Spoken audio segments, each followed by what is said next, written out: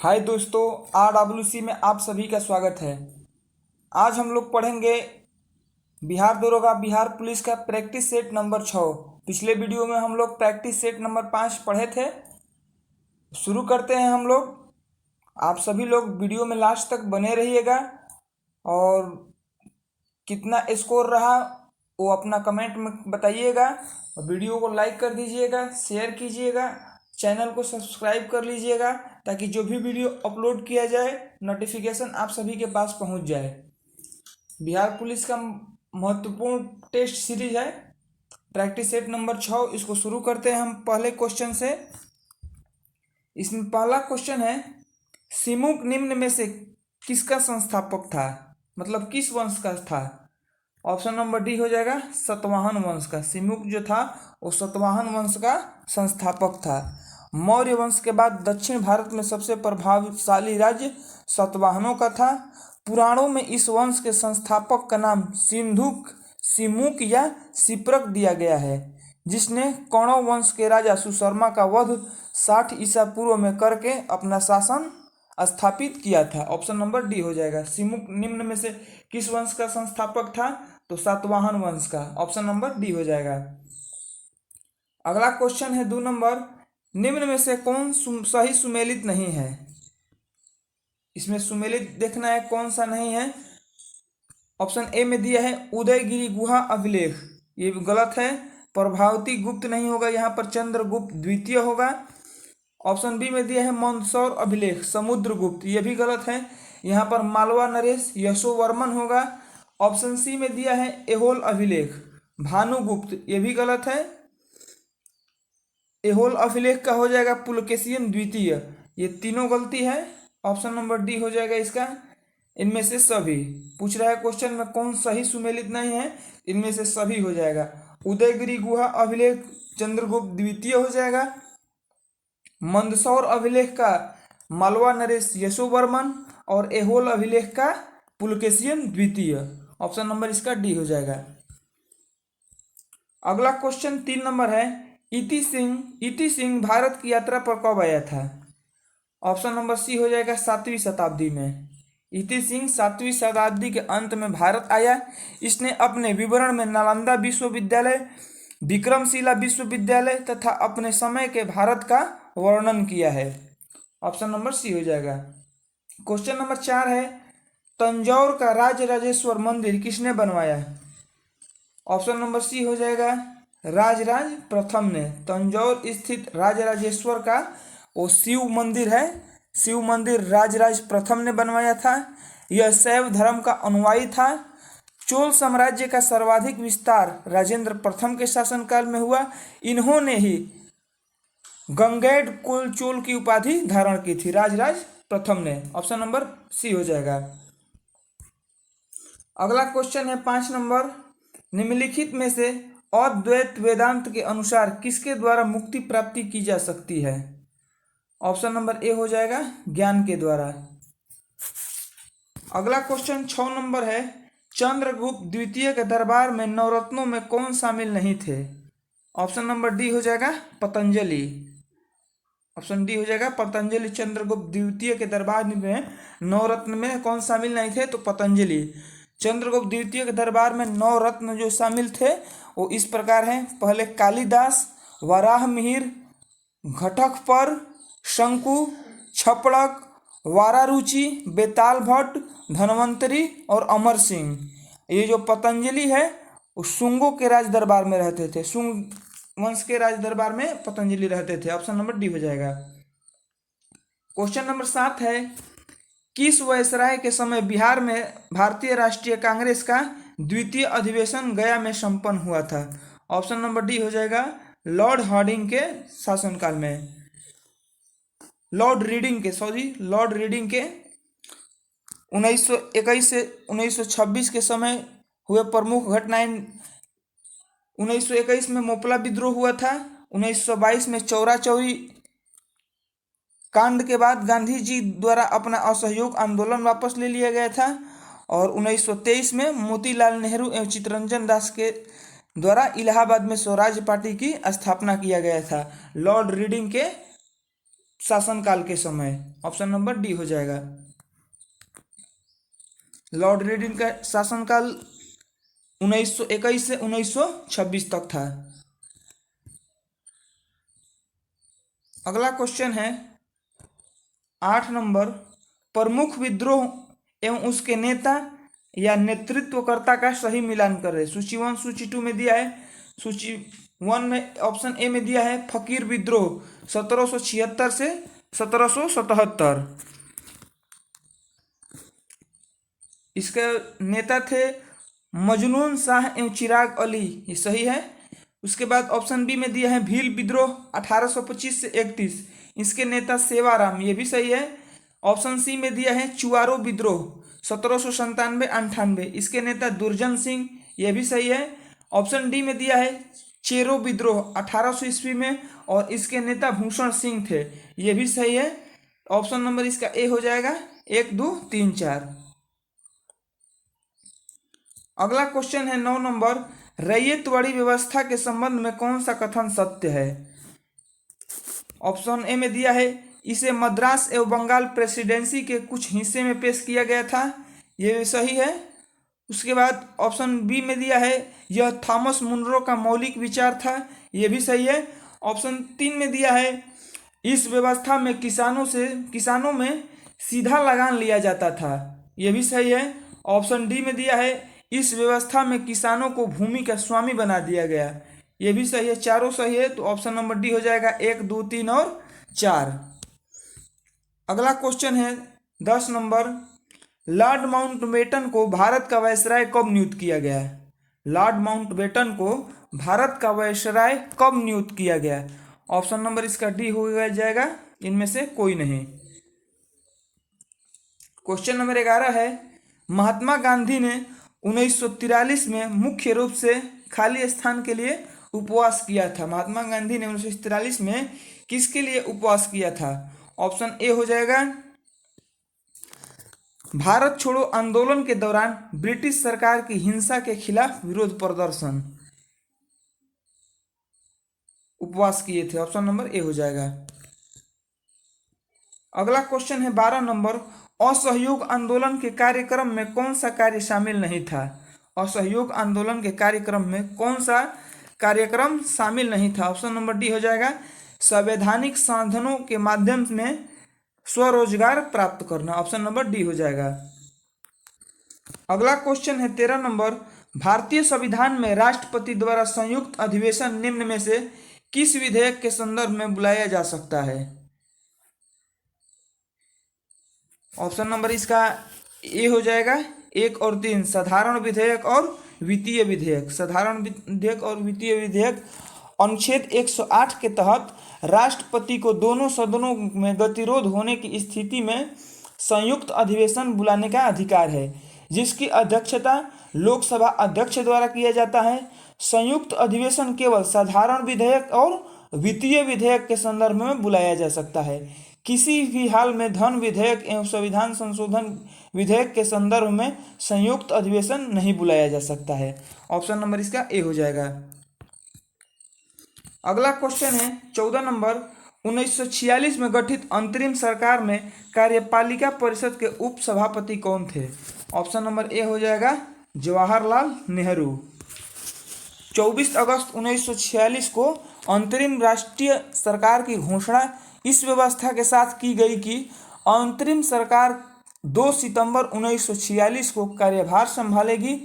Viceroy इसमें कार्यपालिका परिषद का पदेन अध्यक्ष तथा जवाहरलाल नेहरू को उपाध्यक्ष या उपसभापति बनाया गया था। ऑप्शन नंबर ए हो जाएगा। क्वेश्चन नंबर 15 है, भारत के मूल संविधान में राज्यसभा के सदस्यों के लिए कार्यकाल निर्धारित किया गया था, कितने वर्षों के लिए? ऑप्शन नंबर इसका डी हो जाएगा, इनमें से कोई नहीं। भारतीय मूल संविधान में राज्यसभा के सदस्यों के लिए कोई अवधि निर्धारित नहीं थी। मूल संविधान में भारत के मूल संविधान में राज्यसभा के सदस्य के लिए कोई अवधि निर्धारित नहीं थी, इसे संसद पर छोड़ दिया गया था। तत्पश्चात संसद ने जन प्रतिनिधि अधिनियम 1951 के आधार पर इसकी अवधि 6 वर्ष निर्धारित की गई। ऑप्शन नंबर इसका डी हो जाएगा। पहले से इसकी कोई निर्धारित नहीं थी। संसद के द्वारा जनप्रतिनिधि अधिनियम 1951 के आधार पर इसकी अवधि 6 वर्ष निर्धारित की गई। ऑप्शन नंबर इसका डी हो जाएगा।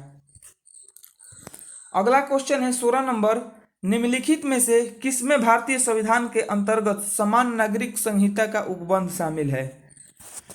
ऑप्शन नंबर डी हो जाएगा, नीति निर्देशक तत्व। क्वेश्चन नंबर 17 है, निम्नलिखित में से किस निकाय का भारतीय संविधान में उल्लेख नहीं है? ऑप्शन नंबर सी हो जाएगा, क्षेत्रीय परिषद का। क्षेत्रीय परिषद का भारतीय संविधान में उल्लेख नहीं किया गया है। ऑप्शन नंबर सी हो जाएगा। क्वेश्चन नंबर 18 है, उच्च न्यायालय के मुख्य क्षेत्राधिकारी निम्नलिखित में से कौन से नहीं हैं?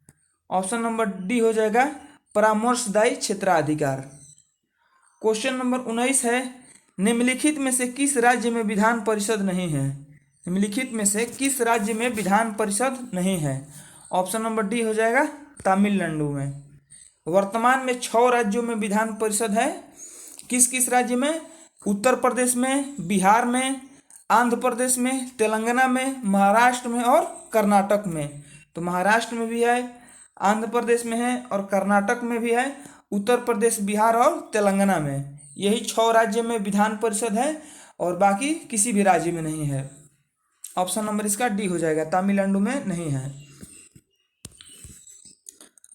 अगला क्वेश्चन है 20 नंबर, पंचायत चुनाव कराने का निर्णय किसके द्वारा लिया जाता है? ऑप्शन नंबर सी हो जाएगा, राज्य सरकार के द्वारा। राज्य सरकार के द्वारा। Option number C. पंचायत के संविधान को 7वीं अनुसूची में राज्य सूची का विषय माना गया है। अनुच्छेद 243 के अनुसार पंचायतों के चुनाव कराने के निर्णय राज्य सरकार द्वारा राज्य निर्वाचन आयोग के परामर्श से लिया जाता है। ऑप्शन नंबर सी हो जाएगा। अगला क्वेश्चन है 21 नंबर, यहां पर मिसप्रिंट हुआ है। भारत के सर्वोच्च न्यायालय के कार्यवाहक मुख्य न्यायाधीश की नियुक्ति कौन करता है? ऑप्शन नंबर सी हो जाएगा, राष्ट्रपति। भारत के सर्वोच्च न्यायालय के कार्यवाहक मुख्य न्यायाधीश की नियुक्ति कौन करता है? तो राष्ट्रपति करता है, अनुच्छेद 126 के अनुसार। ऑप्शन नंबर सी हो जाएगा। अगला क्वेश्चन है 22 नंबर, निम्नलिखित में से कौन सा संविधान संशोधन 8वीं अनुसूची के भाषा से संबंधित नहीं है? ऑप्शन नंबर बी हो जाएगा, 36वां संविधान संशोधन। 36वां संविधान संशोधन 1975। क्वेश्चन नंबर 23 है, एशियाई जंगली गधा कहाँ पाया जाता है? ऑप्शन नंबर सी हो जाएगा, कच्छ के रण में। कच्छ के रण में एशियाई जंगली गधा पाया जाता है। अगला क्वेश्चन है 24 नंबर, विश्व मौसम विज्ञान संगठन का मुख्यालय कहाँ स्थित है? विश्व मौसम विज्ञान संगठन का मुख्यालय कहाँ स्थित है? ऑप्शन नंबर बी हो जाएगा, जेनेवा में। विश्व मौसम विज्ञान संगठन का मुख्यालय स्विट्जरलैंड में स्थित जेनेवा में है। यह एक यूएनओ की इकाई है और इसकी स्थापना 1950 ईस्वी में की गई थी। क्वेश्चन नंबर 25 है, किस बायोम में सबसे कम तापांतर पाया जाता है? ऑप्शन नंबर डी हो जाएगा, सदाबहार वर्षा वन बायोम में। अगला क्वेश्चन है 26 नंबर, निम्नलिखित में से किस शहर को निरंतर बहने वाले झरने का शहर कहा जाता है? ऑप्शन नंबर बी हो जाएगा, क्विटो को। क्वेश्चन नंबर 27 है, गोल्फ की गेंद का वजन कितना होता है? गोल्फ का जो गेंद होता है उसका वजन कितना होता है? ऑप्शन नंबर ए हो जाएगा, 45.94 ग्राम। आधुनिक गोल्फ खेल सर्वप्रथम स्कॉटलैंड में शुरू किया गया था और गोल्फ का बॉल जो होता है उसका वजन 45.94 ग्राम का होता है। ऑप्शन नंबर ए हो जाएगा। अगला क्वेश्चन है 28 नंबर, वाचस्पति पुरस्कार किस क्षेत्र में दिया जाता है? वाचस्पति पुरस्कार किस क्षेत्र में दिया जाता है? ऑप्शन नंबर बी हो जाएगा, संस्कृत साहित्य के क्षेत्र में दिया जाता है। संस्कृत साहित्य के क्षेत्र में दिया जाता है। क्वेश्चन नंबर 29 है, निम्न में से किस व्यक्ति को गुरु जी के उपनाम से जाना जाता था? ऑप्शन नंबर बी हो जाएगा एम एस गोलवक्कर को। एम एस गोलवक्कर को गुरु जी के नाम से जाना जाता था। और रविंद्रनाथ टैगोर को गुरुदेव कहा जाता था, और एम एस गोलवक्कर को गुरु जी, और मदन मोहन मालवीय को महामना, और चक्रवर्ती राजगोपालचारी को राजा जी कहा जाता था। ऑप्शन नंबर इसका बी हो जाएगा। किस व्यक्ति को गुरु जी के उपनाम से जाना जाता था? एम एस गोलवक्कर को। अगला क्वेश्चन है 30 नंबर। लीम और नूरालीम किस राज्य का प्रमुख लोक नृत्य है? लीम और नूरालीम किस राज्य का प्रमुख लोक नृत्य है? ऑप्शन नंबर डी हो जाएगा नागालैंड का। लीम और नूरालीम नागालैंड राज्य का प्रमुख लोक नृत्य है। गुजरात का लोकप्रिय क्या हो जाएगा? गरबा और डांडिया। और मेघालय का लाहो और बंगला। राजस्थान का झूमर और गणगौर। और नागालैंड का लीम और नूरालीम। ऑप्शन नंबर डी हो जाएगा। क्वेश्चन नंबर 31 है। केंद्रीय खनन अनुसंधान संस्थान कहाँ स्थित है? ऑप्शन नंबर सी हो जाएगा धनबाद में। और इसमें भारतीय लौह अनुसंधान संस्थान कहाँ स्थित है? रांची में। भारतीय लौह अनुसंधान संस्थान रांची में। केंद्रीय ईंधन अनुसंधान संस्थान जादूगोड़ा। प्लाज्मा अनुसंधान संस्थान गांधीनगर। राष्ट्रीय समुद्री विज्ञान संस्थान गोवा में। क्वेश्चन नंबर 32 है। भारतीय औद्योगिक विकास बैंक आईडीबीआई की स्थापना कब हुआ था? ऑप्शन नंबर सी हो जाएगा 1964 में। भारतीय औद्योगिक विकास बैंक जिसे आईडीबीआई कहा जाता है उसका स्थापना 1964 में हुआ था। भारतीय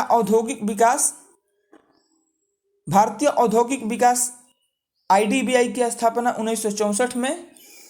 और कार्य इसका है औद्योगिक उद्देश्यों के सभी स्तरों का वित्त पोषण, आधारभूत उपयोग का प्रोत्साहन। अक्टूबर 2004 में इसे वाणिज्य बैंक के रूप में अधिसूचित कर दिया गया। भारतीय औद्योगिक विकास बैंक को 2004 में वाणिज्य बैंक के रूप में अधिसूचित कर दिया गया। ऑप्शन नंबर इसका सी हो जाएगा। क्वेश्चन नंबर 33 है।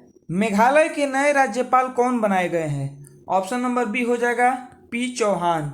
मेघालय के नए राज्यपाल पी चौहान बनाए गए हैं। क्वेश्चन नंबर 34 है। शैली ऐप को किस सरकार द्वारा जारी किया गया है? ऑप्शन नंबर डी हो जाएगा केरल सरकार के द्वारा शैली ऐप जारी किया गया है। और इसको जारी करने का उद्देश्य राज्य के लोगों की जीवन शैली को सुधारना है। ऑप्शन नंबर डी हो जाएगा। अगला क्वेश्चन है 35 नंबर। दस्तलिक 4 युद्धाभ्यास 2023 का आयोजन कहाँ किया गया? ऑप्शन नंबर बी हो जाएगा राजस्थान में। दस्तलिक 4 युद्धाभ्यास 2023 का आयोजन भारत तथा उज्बेकिस्तान के मध्य प्रतिवर्ष किया जाता है। 2023 में इसका आयोजन पिथौरागढ़ राजस्थान में किया गया। ऑप्शन नंबर बी हो जाएगा। क्वेश्चन नंबर 36 है। जल संरक्षण पर पहला अखिल भारतीय शिखर सम्मेलन का आयोजन नई दिल्ली में किया गया। इसका विषय क्या था? ऑप्शन नंबर ए हो जाएगा वाटर विजन @ 2047। जल संरक्षण पर पहला अखिल भारतीय शिखर सम्मेलन का आयोजन नई दिल्ली में 5 जनवरी 2023 को किया गया। और इसका विषय वाटर विजन @ 2047 था। ऑप्शन नंबर ए। यहाँ से अब करंट अफेयर का क्वेश्चन शुरू हो गया है, इसको थोड़ा आप लोग ध्यान से देखिएगा। क्वेश्चन नंबर 37 है। अर्जुन अवार्ड 2022 से सम्मानित श्री अमित का संबंध किस खेल से है? ऑप्शन नंबर ए हो जाएगा बॉक्सिंग से। अर्जुन अवार्ड 2022 से सम्मानित श्री अमित का संबंध बॉक्सिंग खेल से है। 2022 में कुल 25 खिलाड़ियों को अर्जुन अवार्ड से सम्मानित किया गया। अर्जुन अवार्ड विजेता को 15 लाख रुपए की राशि दी जाती है। ऑप्शन नंबर ए हो जाएगा। क्वेश्चन नंबर 38 है। राजा राममोहन राय पुरस्कार 2023 से किसे सम्मानित किया गया है? ऑप्शन नंबर बी हो जाएगा बीके प्रसाद को। राजा राममोहन राय पुरस्कार 2023 से बीके प्रसाद को सम्मानित किया गया है। अगला क्वेश्चन है 39 नंबर, राष्ट्रमंडल खेल 2022 में सबसे कम उम्र के एथलीट कौन थे? ऑप्शन नंबर ए हो जाएगा अनाहत सिंह। ऑप्शन नंबर ए हो जाएगा। क्वेश्चन नंबर 40 है, किस खिलाड़ी के नाम पर रायबरेली स्थित हॉकी स्टेडियम का नाम रखा गया है? ऑप्शन नंबर सी हो जाएगा रानी रामपाल। रायबरेली स्थित स्टेडियम का नाम हॉकी खिलाड़ी रानी रामपाल के नाम पर रखा गया है। ये वर्तमान में भारतीय हॉकी महिला टीम की कप्तान है। ऑप्शन नंबर सी हो जाएगा। अगला क्वेश्चन है 41 नंबर, वर्ष 2023 में किसे एबल पुरस्कार हेतु चुना गया? एबल पुरस्कार हेतु किसे चुना गया? ऑप्शन नंबर बी हो जाएगा लुइस कैफ्रेली को। लुइस कैफ्रेली को एबल पुरस्कार 2023 हेतु चुना गया है। क्वेश्चन नंबर 42 है, किसने कॉल बिफोर यू डिज नाम से ऐप जारी किया है? ऑप्शन नंबर ए हो जाएगा नरेंद्र मोदी ने। नरेंद्र मोदी ने। ऑप्शन नंबर ए हो जाएगा। प्रधानमंत्री नरेंद्र मोदी ने मार्च 2023 में कॉल बिफोर यू डाइज नाम से ऐप जारी किया। इसका संबंध सड़क के खुदाई से है। ऑप्शन नंबर ए हो जाएगा। अगला क्वेश्चन है 43 नंबर, किस देश में हाल ही में घोड़े यात्रा त्योहार मनाया गया? ऑप्शन नंबर बी हो जाएगा नेपाल में। क्वेश्चन नंबर 44 है, अंतर्राष्ट्रीय वन दिवस 2021 का विषय क्या था? ऑप्शन नंबर ए हो जाएगा forest and health. Option number ए हो जाएगा। अंतर्राष्ट्रीय वन दिवस प्रति वर्ष 21 मार्च को मनाया जाता है। इसका विषय फॉरेस्ट एंड हेल्थ था। भारत का पहला फॉरेस्ट यूनिवर्सिटी तेलंगाना में खोला गया है। ऑप्शन नंबर ए हो जाएगा। क्वेश्चन नंबर 45 है, एनबीडी में नए सदस्य देश के रूप में किसे शामिल किया गया है? ऑप्शन नंबर बी हो जाएगा मिस्र को। हाल ही में ब्रिक्स न्यू डेवलपमेंट बैंक के नए सदस्य के रूप में मिस्र को शामिल किया गया है और ब्रिक्स की स्थापना 2009 में किया गया था। ऑप्शन नंबर बी हो जाएगा। अगला क्वेश्चन है 46 नंबर, हाल ही में किस सांसद की सदस्यता लोकसभा सचिवालय द्वारा निरस्त किया गया है? ऑप्शन नंबर ए हो जाएगा राहुल गांधी को। क्वेश्चन नंबर 47 है, हाल ही में जियो सिनेमा के ब्रांड एम्बेसडर कौन बने हैं? ऑप्शन नंबर ए हो जाएगा सूर्य कुमार यादव। अगला क्वेश्चन है 48 नंबर, डीजल परिवहन के लिए मैत्री पाइपलाइन जिसकी लंबाई 131 किमी है, यह किन दो देशों से संबंधित है? ऑप्शन नंबर ए हो जाएगा ये भारत और बांग्लादेश से संबंधित है। डीजल परिवहन से संबंधित मैत्री पाइपलाइन की शुरुआत भारत तथा बांग्लादेश के मध्य हुई है और इसकी कुल लंबाई 131 किलोमीटर है तथा इसमें कुल खर्च 337 करोड़ रुपए का लगा है। ऑप्शन नंबर ए हो जाएगा।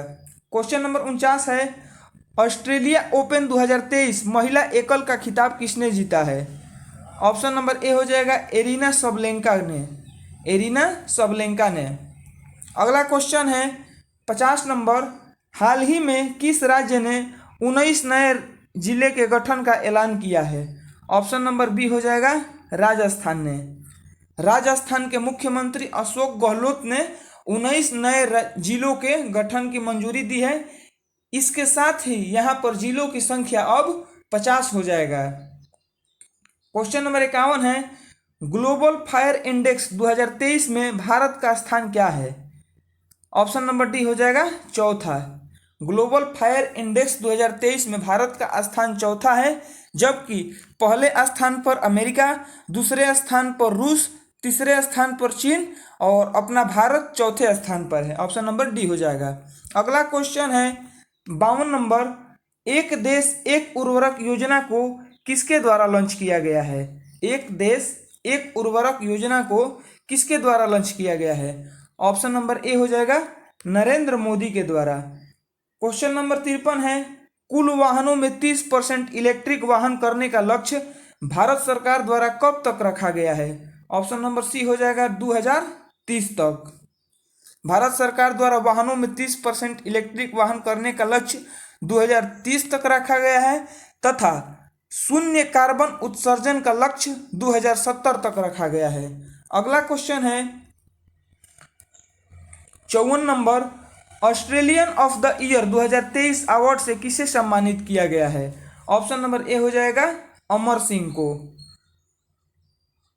इन्हें यह अवार्ड प्राकृतिक आपदा के क्षेत्र में सहायता के लिए दिया गया है, अमर सिंह को। ऑप्शन नंबर ए हो जाएगा।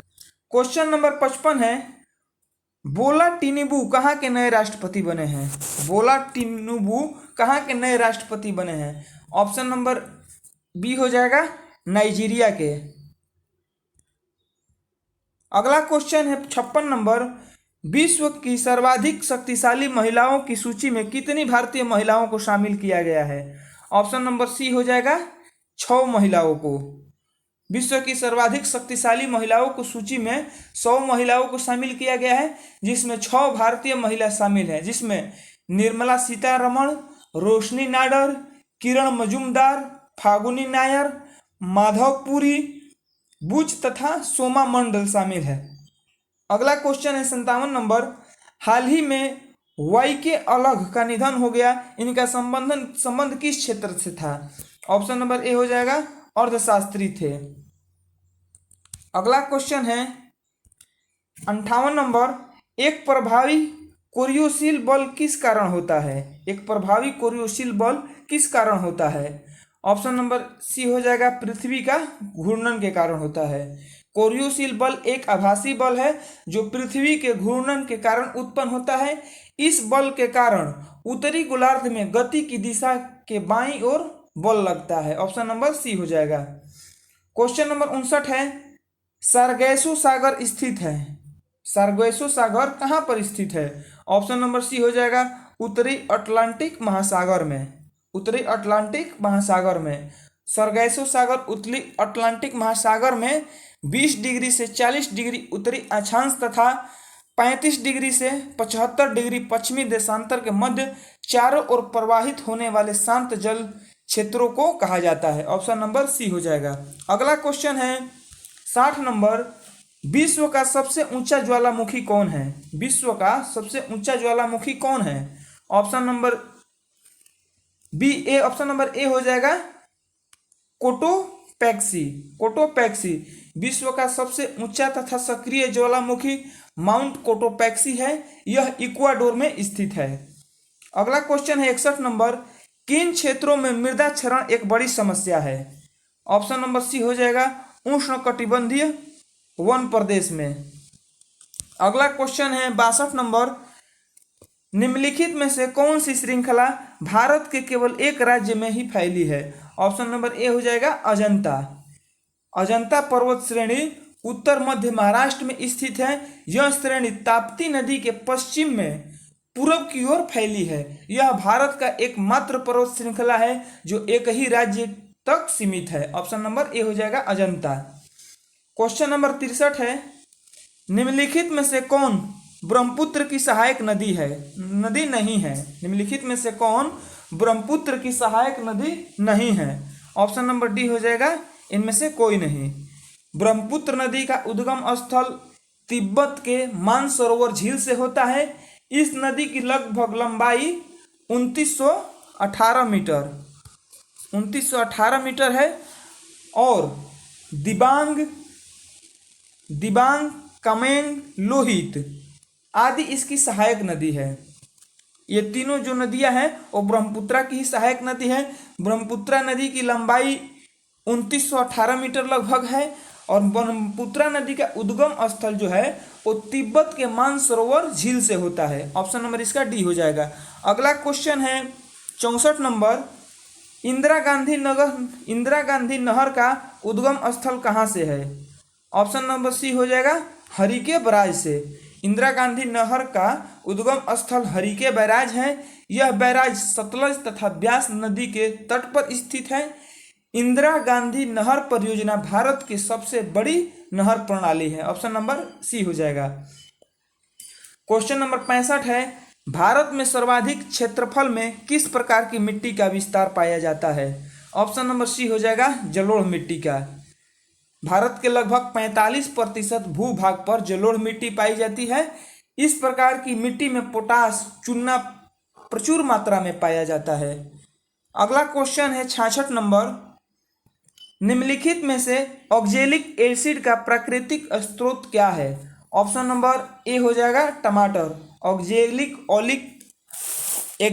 ऑक्जेलिक एसिड का प्राकृतिक स्रोत टमाटर है।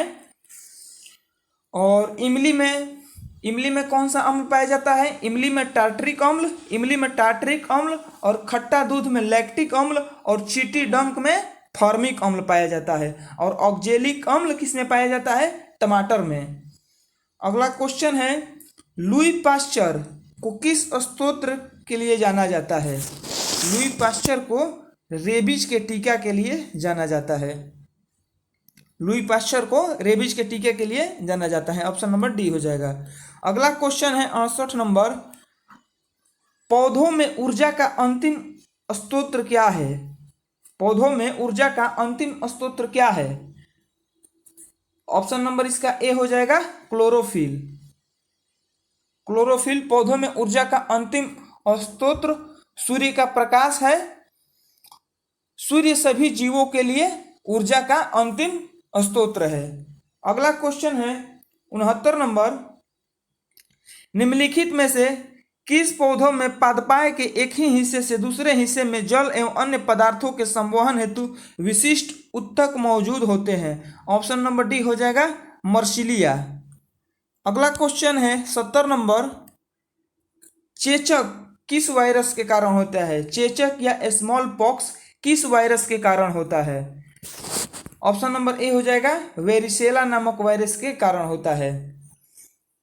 क्वेश्चन नंबर 71 है, अंडे को अंडाशय से गर्भाशय तक किसके द्वारा ले जाया जाता है? ऑप्शन नंबर ए हो जाएगा अंडवाहिका द्वारा।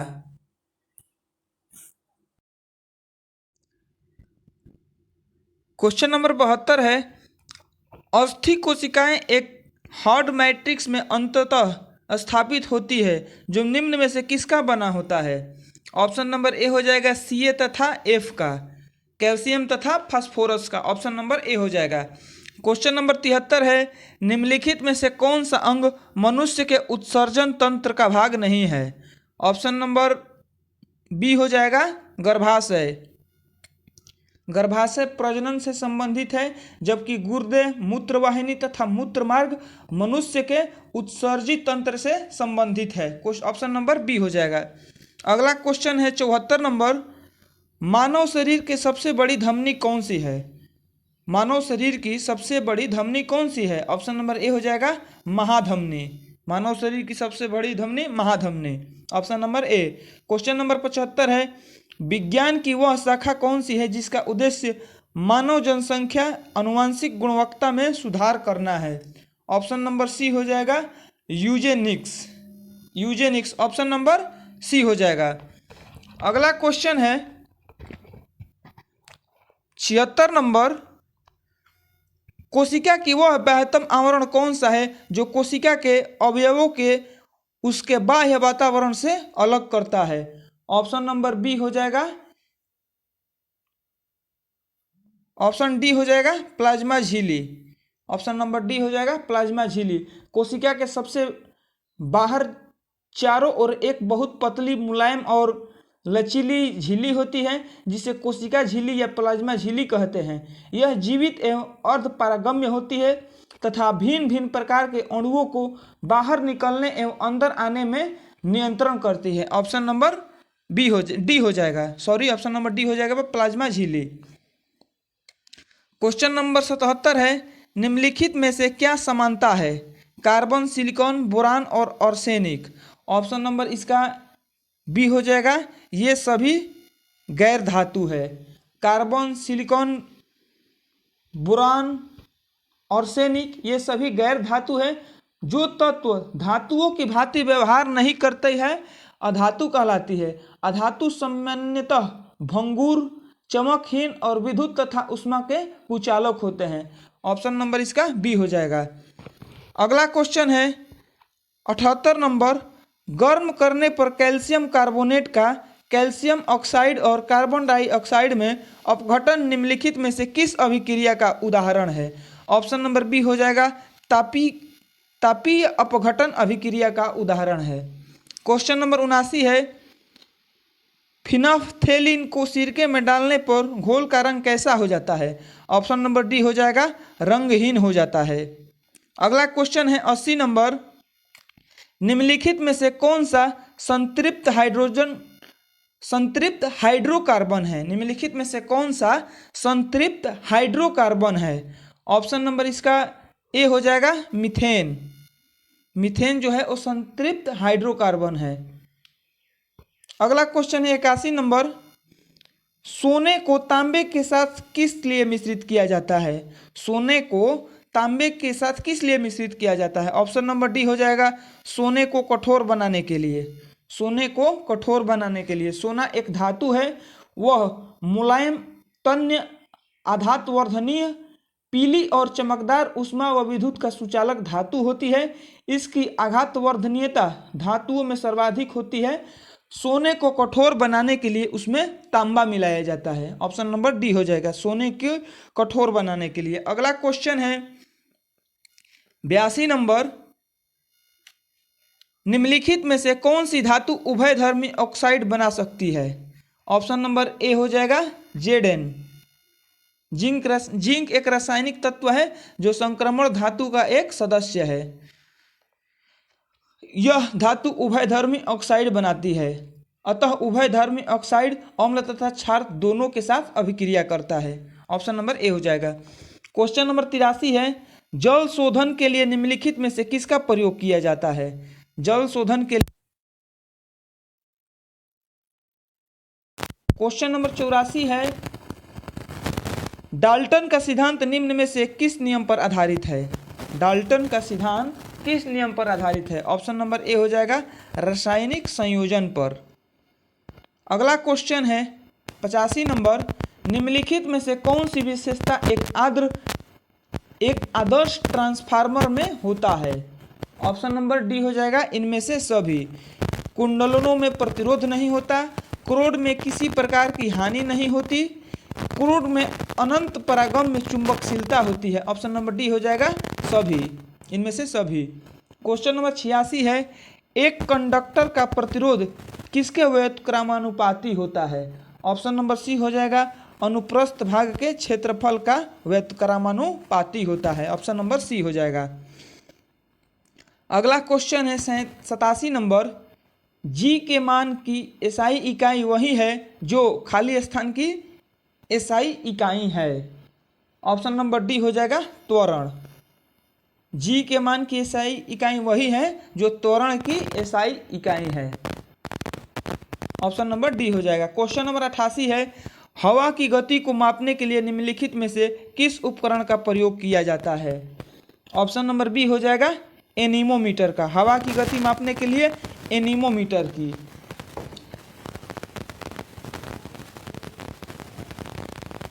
अगला क्वेश्चन है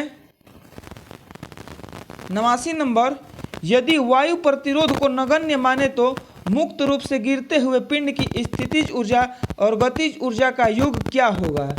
ऑप्शन नंबर सी हो जाएगा स्थिर होगा। क्वेश्चन नंबर 90 है, निम्नलिखित में से कौन सी ऊर्जा ऊंचाई के साथ बढ़ता या घटता है? ऑप्शन नंबर सी हो जाएगा स्थितिज ऊर्जा। स्थितिज ऊर्जा है वो ऊंचाई के साथ बढ़ता और घटता रहता है। ऑप्शन नंबर सी हो जाएगा। अगला क्वेश्चन है 91 नंबर, डेयरी में प्रयोग किए जाने वाले दूध से क्रीम को अलग करने की प्रक्रिया को क्या कहा जाता है?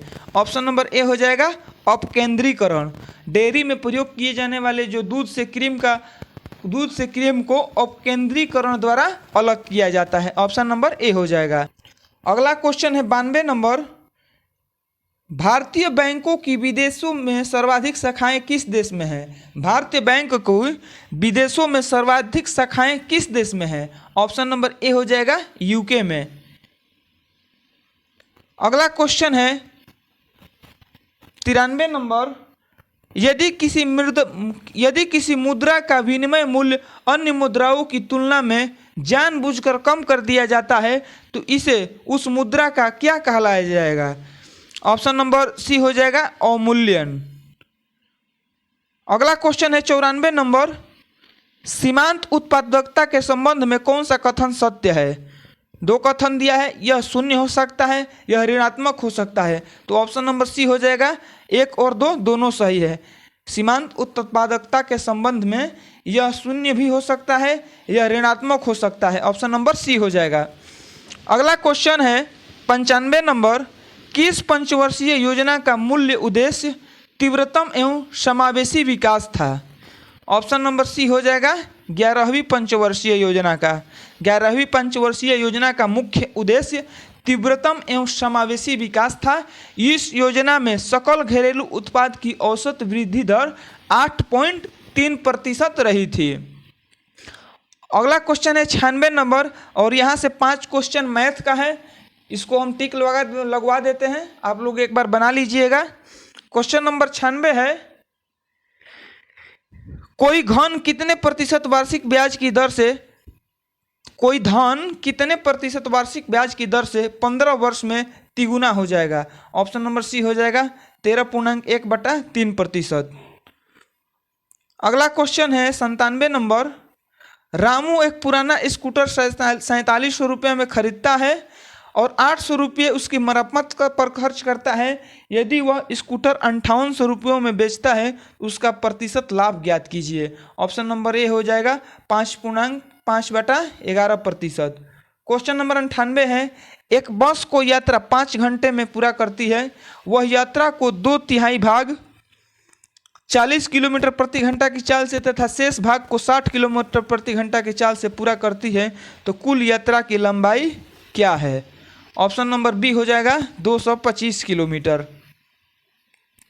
अगला क्वेश्चन है 99 नंबर, यदि किसी संख्या को जिसके सैकड़े, दहाई और इकाई क्रमशः 7, 4, 5 है, बाद में अंक बढ़ा दिया जाए तो पुरानी संख्या तथा नई संख्या में अंतर क्या होगा? ऑप्शन नंबर इसका ए हो जाएगा, 6706 हो जाएगा। अगला क्वेश्चन है और लास्ट क्वेश्चन है 100 नंबर, यदि x अनुपात 4 बराबर 7:3 हो तो x y plus y square बटा एक्स स्क्वायर माइनस 7 स्क्वायर का मान क्या होगा? ये वाला मान रख कर बनाना है। ऑप्शन नंबर इसका ए हो जाएगा, 3/4। इस प्रकार हम लोग का प्रैक्टिस सेट नंबर 6 भी कंप्लीट हो गया आज। अगले वीडियो में हम लोग प्रैक्टिस सेट नंबर 7 को पढ़ेंगे, और कितना स्कोर रहा आप सभी का कमेंट में बताइएगा, और वीडियो को लाइक कीजिएगा, शेयर कीजिएगा, चैनल को सब्सक्राइब कर लीजिएगा, ताकि जो भी वीडियो अपलोड किया जाए नोटिफिकेशन आप सभी के पास पहुंच जाए। बहुत जल्द 1-2 दिन के अंदर करंट अफेयर का भी वीडियो अपलोड किया जाएगा। प्रत्येक दिन करंट अफेयर का भी वीडियो 20 से 25 क्वेश्चन का अपलोड किया जाएगा।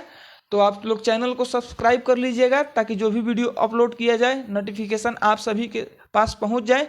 तो आज के लिए इतना ही रहने देते हैं। वीडियो को लास्ट तक देखने के लिए आप सभी को धन्यवाद। जय हिंद, जय भारत।